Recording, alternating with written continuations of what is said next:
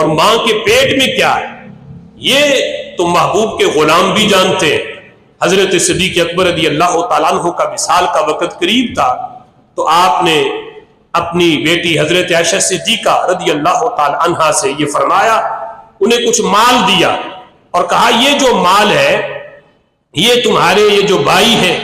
اور اتنی بہنیں ہیں، ان میں یہ مال بانٹ دینا۔ تو انہوں نے کہا کہ ہم بھائی تو چلیں ٹھیک ہے، لیکن بہنوں کی تعداد جو آپ بیان کر رہے ہیں، ایک تعداد آپ زیادہ بیان کر رہے ہیں، ہم تو اتنی بہنیں ہیں،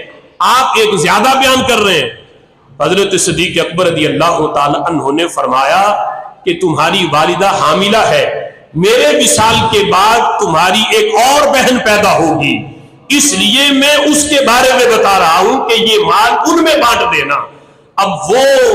صدیق اکبر جو محبوب کے غلام ہیں،